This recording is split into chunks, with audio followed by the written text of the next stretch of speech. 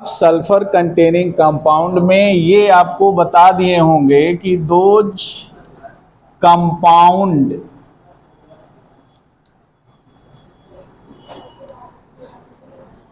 which have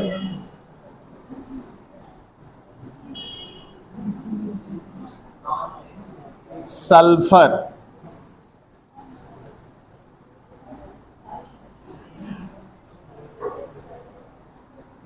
लेकिन इसमें दिमाग में यह रखना है विथ पिरामिडल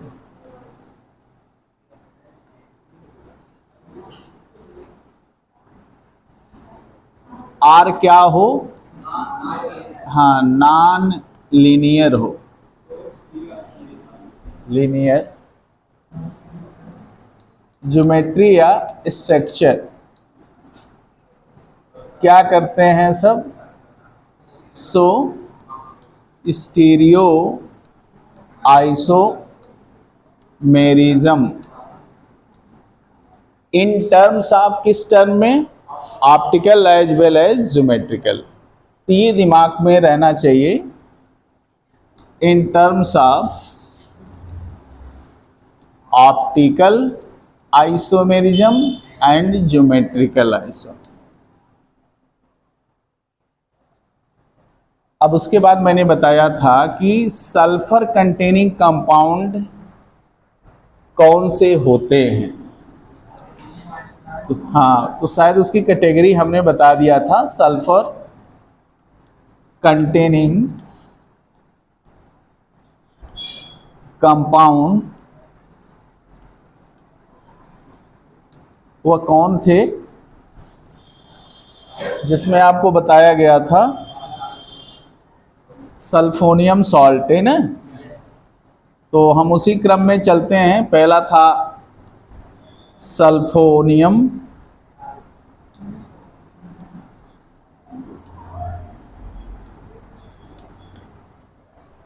दूसरा आपको बताए होंगे सल्फॉक्साइड, और तीसरा मैंने बताया होगा हाँ सल्फोनिक एस्टर,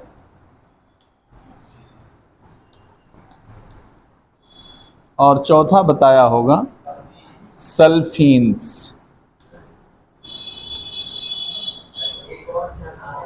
और उसको हमने आप लोगों के ऊपर छोड़ा था कि जब तक मैं पढ़ाऊंगा तब तक छूट है, खोज के बताएंगे। मतलब कुछ मेहनत करना चाहिए जिससे लगे कि आप लोग पढ़ते हैं। मैंने सल्फोनियम सॉल्ट के लिए क्या बताया था कि सल्फोनियम सॉल्ट का जो स्ट्रक्चर होना चाहिए उसमें मैंने कुछ आपको पिरामिडल होना चाहिए, मतलब इस तरह के कुछ होने चाहिए, R1 R2 हो सकता R3 सल्फर हो, पॉजिटिवली चार्ज हो, और कोई साल्ट बनेगा और नेगेटिवली चार्ज हो। ये इसका क्या है, स्ट्रक्चरल फार्मूला एक तरह से कहा जाए, चाहे मॉलिक्यूलर फार्मूला। अगर इसको हम स्ट्रक्चर में ड्रा कर देंगे तो स्ट्रक्चरल फार्मूला किसका बन जाएगा, सल्फोनियम सॉल्ट का। सल्फॉक्साइड्स क्या होते हैं, ये होते हैं RSOR2, इस तरह के स्ट्रक्चर रखने चाहिए। यहाँ पे सल्फोनिक एस्टर क्या होना चाहिए, R1SO2, R2 भी हो सकता है, R भी रख सकते हैं।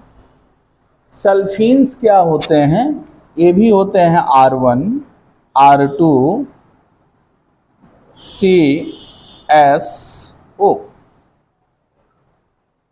अब इससे एक फायदा ये हो गया कि हमें कभी कभी ये स्ट्रक्चर दे सकता है कि इसमें किस टाइप का आइसोमेरिज्म होगा, या so the stereochemistry in compound containing molecular formula this या दिस या दिस। और ये जो होते हैं क्या शो करते हैं, स्टीरियो आइसोमेरिज्म। किस वजह से शो करते हैं, by P for pyramidal, I for inversion. मतलब sulphonium salt show stereoisomerism by pyramidal inversion, और स्टीरियो आइसोमेरिज्म किन टर्म्स में होगा, क्योंकि स्टीरियो आइसोमेरिज्म दो तरह का होता है, ऑप्टिकल एज वेल ज्योमेट्रिकल। तो इन टर्म्स ऑफ किसमें, in terms of optical isomerism.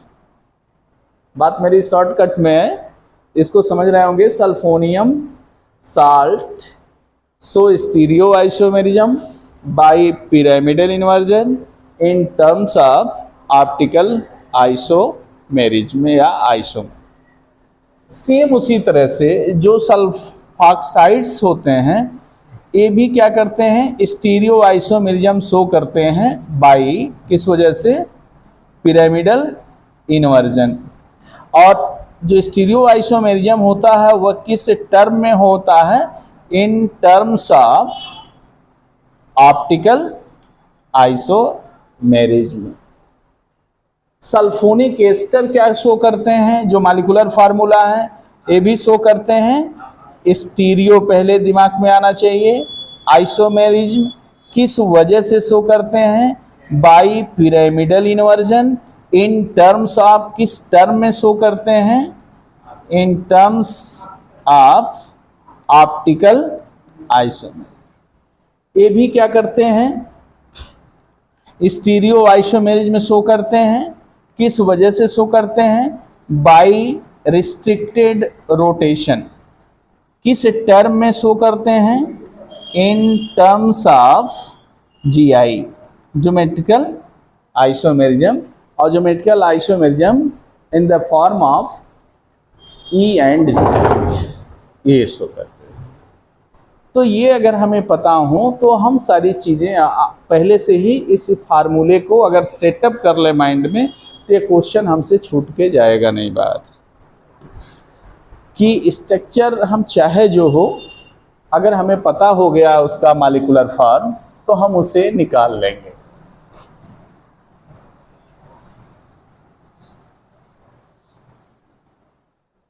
तो 4 में से 3 ऑप्टिकल आइसोमेरिज्म शो करेंगे। वो कौन कौन से शो करेंगे आपके सामने है। पिरामिडल इन्वर्जन के वजह से होता है, लेकिन अगर कोई स्ट्रिक्टली हिंडर्ड ग्रुप लगा हुआ है सल्फर पे, सल्फोनियम साल्ट में, तो वह पिरामिडल इन्वर्जन शो करेगा। और जब पिरामिडल इन्वर्जन शो करेगा तो वह क्या करेगा,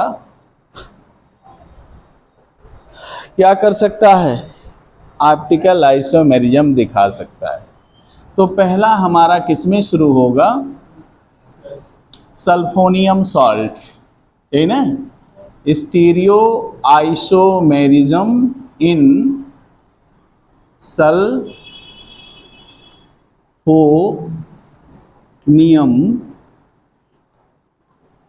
सॉल्ट। किसके वजह से शो करेंगे, तो आपको बता दिए हैं, due to pyramidal inversion. Pyramidal inversion के द्वारा। और पिरामिडल इन्वर्जन के लिए हमें क्या होना चाहिए, स्टीरिकली हिंडर्ड ग्रुप्स होने चाहिए सल्फर से अटैच्ड, जिसका हमको फार्मूला क्या होता है, जनरल फार्मूला या सिंपल फार्मूला। तो उसमें एग्जांपल के तौर पे आप क्या ले सकते हैं, अभी बताया गया है, R1 R2 R3 sulphur plus X minus, कुछ भी ले सकते हैं, R1 R2 R3, मतलब ये तीनों जो हों सेम नहीं होना चाहिए, not equal to R2 not equal to R3। और ये कैसे होने चाहिए, बल्कि होने चाहिए, तब तो स्टीरिकली हिंडर्ड होगा। तो इसमें हम क्या ले सकते हैं, एक सिंपल एग्जांपल हम लेते हैं, मानो सारे छोटे नहीं हो सकते हैं। अगर R1 बराबर हमने CH3 लिया, R2 बराबर मैंने PH लिया, R3 बराबर हमने हो सकता है ये ले लिया C6H11। ये क्या है, अगर इसे पूछें हम तो एल्किल है, मतलब इसे पूछें तो यह आपका क्या है, एल्किल ग्रुप है। इसको पूछें तो ये आपका एरिल ग्रुप है। और इससे पूछें तो ये क्या है आपका साइक्लो एल्किल है, नहीं है साइक्लो एल, जैसे साइक्लोप्रोपिल, साइक्लोब्यूटिल, साइक्लोपेंटेन, साइक्लोहेक्सिल है। इस तरह से हम ग्रुप ले सकते हैं। इसका मतलब ये फार्मूला ये बन गया, जैसे ये बना CH3 C6H5 और C6H11 सल्फर प्लस, और हमने X को ले लिया, X बराबर मैंने ले लिया कोई भी BRI कुछ भी ले सकते हैं, और माइनस है तो माइनस ले लेंगे, प्लस है तो प्लस ले लेंगे, लेकिन यहाँ माइनस है तो यहाँ पे हमने X के जगह अगर BR लिया तो यहाँ पे माइनस ले लिया। मतलब methyl phenyl cyclohexyl सल्फोनियम bromide. Methyl, ethyl भी हो सकता था, फिनाइल साइक्लोहेक्साइल सल्फोनियम ब्रोमाइड। ये क्या शो करेगा? स्टीरियोआइसोमेरिज्म शो करेगा। पिरामिडल इन्वर्जन की वजह से सल्फर यही है आपका। सल्फर के पास क्या है? जो ऑर्बिटल आपके पास है उसमें अगर देखें, अगर आपको कहा जाए, चाहे जैसे आप बना सकते हैं,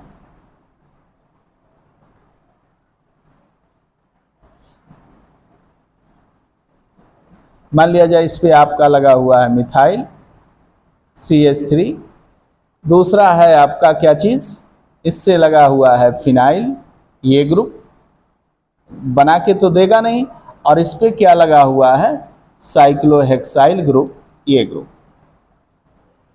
वह खाली है। C6H11 भी आप लिख सकते हैं, C6H5 भी ले सकते हैं। अब यहाँ सल्फर के पास जो है कौन सा चार्ज है? पॉजिटिवली चार्ज्ड है, और ये किससे लगा हुआ है? ब्रोमीन नेगेटिव से। तो ये तो नॉन डायरेक्शनल है, चारों तरफ बिल्कुल एक रोटेट करता रहेगा उसके surround electrostatic force of attraction के द्वारा। और यहाँ पे मैंने मिरर अगर लगाया,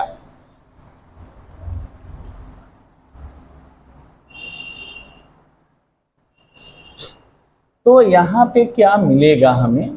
आपके सामने है, कुछ तो मिलबे करेगा। क्या मिलेगा ये ध्यान देना है। ये किधर दिखेगा? इस साइड में। ये किधर दिखेगा? उस साइड में। ये कहाँ रहेगा? बीच में।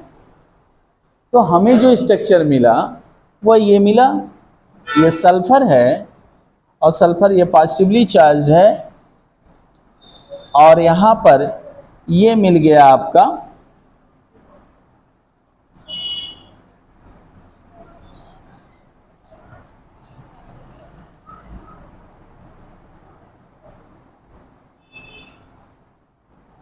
ये CH3 हो गया, और ये डॉटेड वाला जो है वो आपका फिनाइल हो गया, और ये आपका साइक्लोहेक्साइल हो गया। अगर हम आपसे पूछें, कोई बोलेगा नहीं, कोई किसी को बताएगा नहीं, केवल अपनी कॉपी में लिख लेगा तब मुझे बताएगा इसका कॉन्फ़िगरेशन क्या होगा। What is the absolute configuration of this structure? लगाना आपको है अपनी कॉपी पे, और जब हो जाए तो मुझे बता दीजिएगा। मैंने तो सारी चीज़ें बता दी। इसका मतलब पिरामिडल इन्वर्जन के वजह से ये स्टीरियो आइसोमेरिज्म शो करते हैं।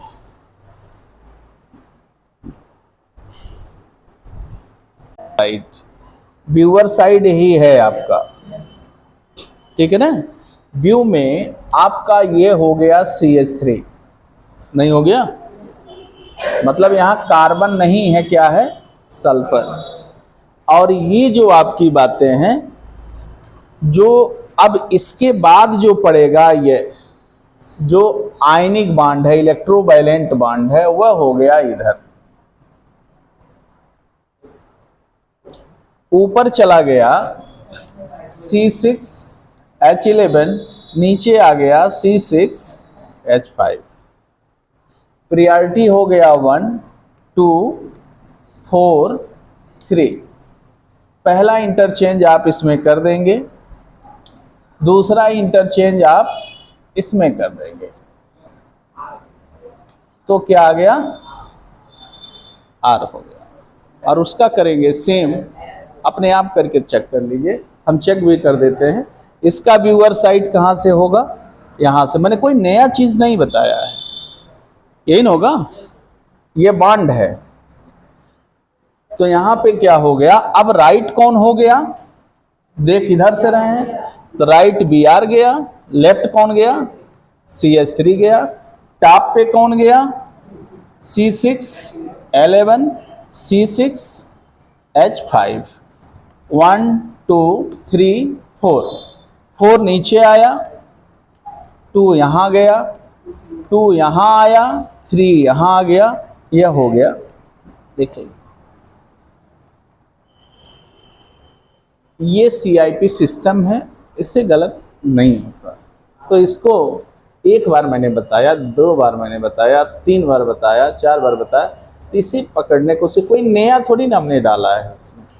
बाय द वे अगर लोन पेयर होता तब ये सिस्टम तब नहीं लागू होता, तब लोन पेयर वाले ऑर्बिटल को हम सबसे लो प्रियोरिटी मान लेते, 4th नंबर। तो इस तरह से तो बहुत सारे एग्जाम्पल होंगे। एक एग्जाम्पल हम देते हैं, देखें बना पाते हैं नहीं आप लोग। एग्जाम्पल 2 में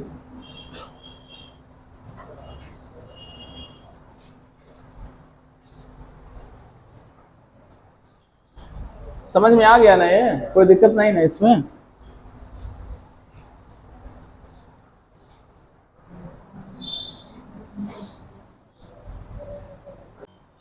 अगर ये है ऐसे दिया है एग्जाम्पल, तो आपको ड्रा करना है MEET और PH S+O-,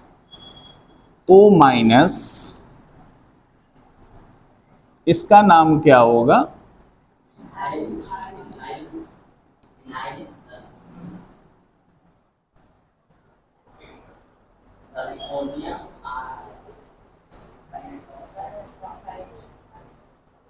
देखिए हाँ, ट्राई नाइट्रोफिनॉक्साइड सल्फोनियम सॉल्ट। मिथाइल है, पहले इथाइल पढ़ा जाता है लेकिन लिखा गया है उस क्रम में, तो मिथाइल, इथाइल, फिनाइल, सल्फोनियम और ट्राई नाइट्रोफिनॉक्साइड है, सल्फोनियम ट्राई नाइट्रोफिनॉक्साइड है। तो इसमें तो आप लोग बनाने में कोई दिक्कत है नहीं, बिल्कुल उसी तरह से बना लेंगे। चाहेंगे तो उसका वो भी दिखा लेंगे कि पिरामिडल इन्वर्जन की, जैसे हमने कहा ना ऑप्टिकल आइसोमर, तो इसका मतलब एक अगर फॉर्म आपका R है तो दूसरा S होना चाहिए, एक D है तो दूसरा क्या होना चाहिए, L होना चाहिए, अगर नहीं तो काम ही नहीं चलेगा। तो इस तरह से भी आप लोगों को जानना चाहिए, बनाना चाहिए, ड्रा करना चाहिए और उसको किसी तरह से निकाल लेना चाहिए। इसमें कोई दिक्कत होना भी नहीं चाहिए, क्योंकि ये बहुत उसी तरह से बहुत सिंपल है। बस बनाने में थोड़ा सा ये रहता है हेजिटेशन कि आप पहले बनाए नहीं हैं, इसलिए दिक्कत हो जाती है, बाकी कोई प्रॉब्लम है ही नहीं इसमें।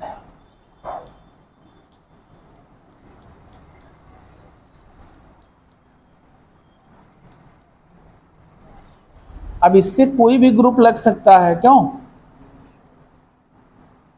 आप किसी भी ग्रुप को लगा सकते हैं।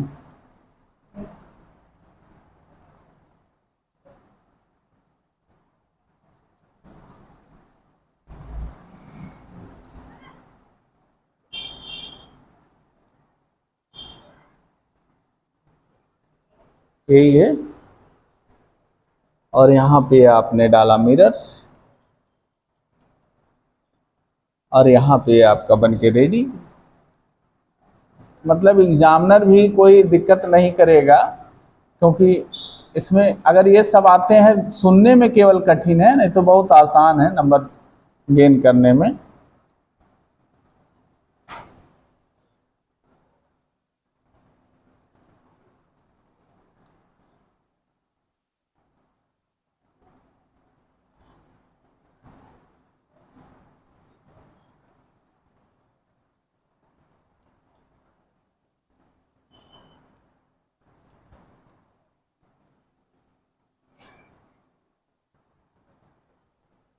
इसका अब हमें बताना पड़ेगा। एक बार हमने सोचा तो अपने आप हो जाएगा, मतलब एक बार थोड़ा सा हिंट देना पड़ता है, बाकी आप लोग तत्पर रह जाते हैं। तो कुछ चीज़ें तो अब इसमें क्या रटा नहीं जा सकता है, और इसमें क्या लिटरेचर हो सकता है, कोई लिटरेचर नहीं हो सकता है। सीधे सीधे आएगा, टू द पॉइंट आप करेंगे इससे, नहीं जैसे इसमें कुछ लिखना भी नहीं है। इतने बताना है कि पिरामिडल इन्वर्जन से अगर स्टीरियो आइसोमेरिज्म शो करेगा तो क्या अगर आइडेंटिकल ग्रुप लगा दें तो उनका पिरामिडल इन्वर्जन होगा, नहीं शो करेगा। तो वह स्ट्रक्चर न रिजिड होगा, न उसका स्टीयरिक हिंड्रेंस के कारण उसका ग्रुप एक दूसरे को रोक पाएगा। जैसे होता नहीं कि बैरिंग फेल हो जाए तो सारे ग्रुप जहाँ था फिर वहीं घूम के आ जाएगा, तो आर का आर ही रह जाएगा, यस का ऐसी, या कोई उसमें आइसोमर बने ही नहीं। तो एल्किल ग्रुप बल्कि हो, डिफरेंट हो, तब जा करके उसमें पिरामिडल इन्वर्जन के द्वारा स्टीरियो आइसोमर आप ऑब्टेन कर सकते हैं।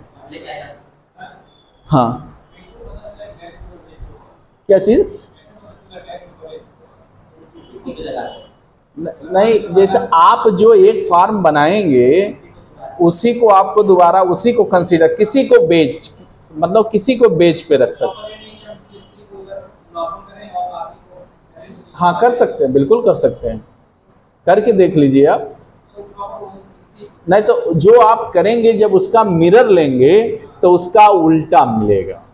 जो आप बनाएंगे एक बार, उसका जब आप मिरर प्लेन डालेंगे तो उसका इमेज जो बनेगा पहले का दर्पण प्रतिबिंब होगा।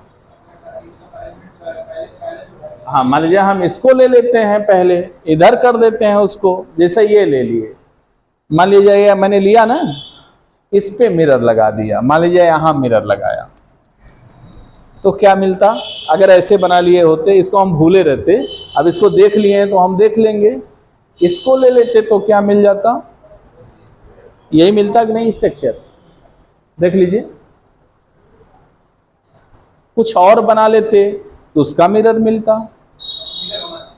हाँ, वही तो मैंने बताया, मान लीजिए ऐसे बनाते, इसको उलट देते, या तो ये बॉन्ड चेंज कर दें, बेज वाले का हम जिस पे लेंगे, और जब वो एक स्ट्रक्चर फॉर्म कर लेगा, जब हम उसका मिरर डालेंगे तो वह आइटम उससे हटेगा तो नहीं, बस यही होगा, जो लेफ्ट होगा वह राइट हो जाएगा, बस यही इतना होगा। तो जो आप लेके चलेंगे वही मिलेगा। और जो भी हम बनाएंगे, अगर एक स्ट्रक्चर आपने ड्रा किया पिरामिडल स्ट्रक्चर, तो दूसरा जो पिरामिडल मिरर होगा वह एक दूसरे के आइसोमर होंगे। बस ये दिमाग में आपको, ये यस है और वह आर है। देखिए, तो कोई यस हो सकता है, अगर यस बना हुआ है तो आर आएगा, आर बना हुआ है तो यस आएगा।